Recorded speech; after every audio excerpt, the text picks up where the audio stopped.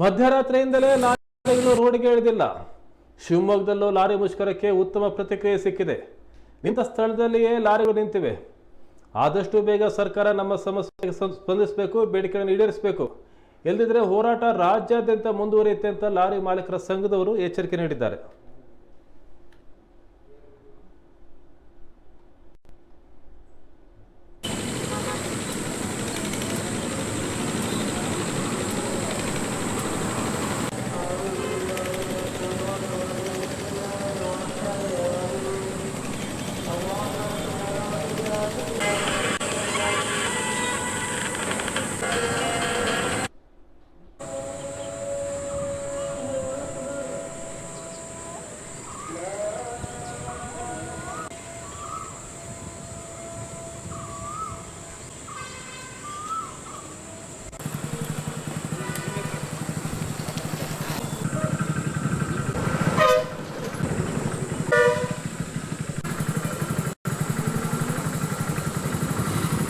ನೋಡಿ,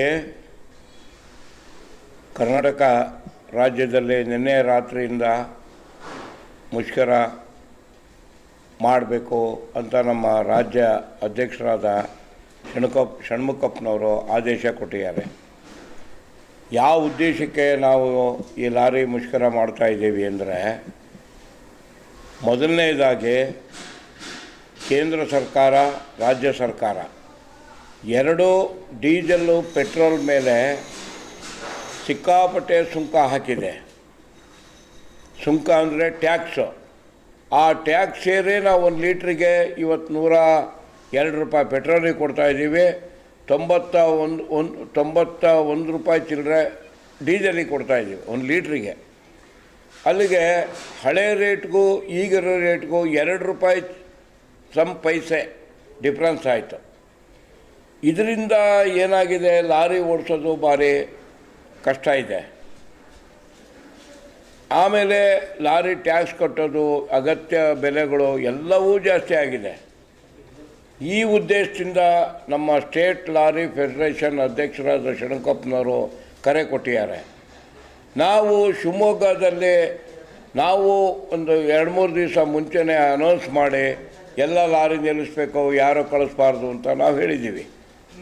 ನಾವು ಈಗ ಮಾತಾಡ್ತಿರೋ ಆನಂದ್ ಮಾಲಿ ಅಂತ ರೈಲ್ವೆ ಗೂಡ್ ಶೆಡ್ ಲಾರಿ ಮಾಲೀಕರ ಸಂಘದ ನಿರ್ದೇಶಕರು, ನಮ್ಮ ಜೊತೆ ನಮ್ಮ ಕಾರ್ಯದರ್ಶಿಗಳಾದ ಶೇಖರ್ ಸರ್ ಇದ್ದಾರೆ.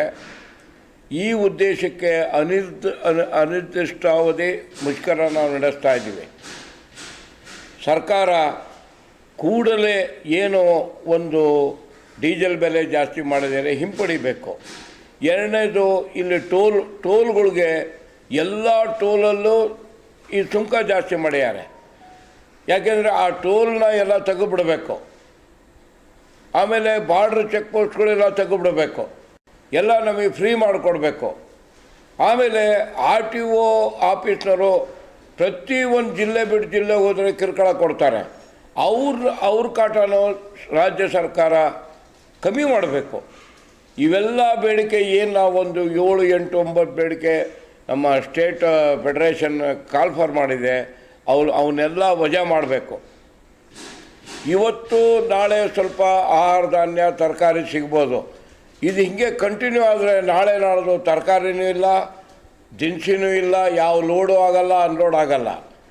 ನಾನು ನಮ್ಮ ಶಿವಮೊಗ್ಗ ಲಾರಿ ಓನರ್ಸ್ ಅಸೋಸಿಯೇಷನ್ ಪರವಾಗಿ ಹಾಗೂ ನಿರ್ವಾಹಕರ ಪರವಾಗಿ ಮನವಿ ಮಾಡ್ತಾಯಿದ್ದೀನಿ. ರಾಜ್ಯ ಸರ್ಕಾರ ತಕ್ಷಣ ಏನು ಈ ಟ್ಯಾಕ್ಸು, ಸುಂಕ, ಟೋಲ್ ಗೇಟು, ಈ RTO ಕಿರುಕುಳ ಎಲ್ಲವನ್ನೂ ತಕ್ಷಣ ಹಿಂತಗೋಬೇಕು ಅಂತ ನಾವು ಸ್ಟೇಟ್ ಗೌರ್ಮೆಂಟಲ್ಲಿ ಕಳಕಳಿ ಮನವಿ ಮಾಡ್ತಾಯಿದ್ದೀನಿ. ನಮಸ್ಕಾರ. ನಮ್ಮಲ್ಲಿ ಡೀಸೆಲ್ ರೇಟು 91 ಚಿಲ್ಲರೆ ಆಗಿದೆ. ನಾವು ಡೀಸೆಲ್ಲು ಮೇಂಟೈನ್ ಮಾಡೋಕ್ಕೆ ಭಾಳ ತೊಂದರೆ ಆಗ್ತಾಯಿದೆ. ಯಾಕೆ ಅಂದರೆ ಬಾಡಿಗೆಗಳು ಭಾಳ ಕಡಿಮೆ ಇದೆ. ಬಾಡಿಗೆ ಮೇಂಟೈನ್ ಮಾಡೋದು, ಡೀಸೆಲ್ ಹಾಕೋದು, ಇದು ನೋಡಿದರೆ ಡಿಫ್ರೆನ್ಸ್ ಬರ್ತಾಯಿದೆ. ಎರಡನೇದು ಹಾಲಿನ ರೇಟು ಜಾಸ್ತಿ ಆಗಿದೆ. ಎರಡನೇದು ಈ ಎಲೆಕ್ಟ್ರಿಕಲ್ ಬಿಲ್ಲು, ಆಮೇಲೆ ತರಕಾರಿಗಳು ವೆಚ್ಚ ಇವೆಲ್ಲ ಜಾಸ್ತಿ ಆಗ್ತಾಯಿದೆ. ಈ ಸ್ಟ್ರೈಕು ಇದು ಹಿಂಗೆ ಮುಂದುವರಿದರೆ ಇನ್ನೂ ತೊಂದರೆಗಳಾಗುತ್ತೆ. ಆದ್ದರಿಂದ ಆದಷ್ಟು ಬೇಗ ಗೌರ್ಮೆಂಟು ಇದನ್ನು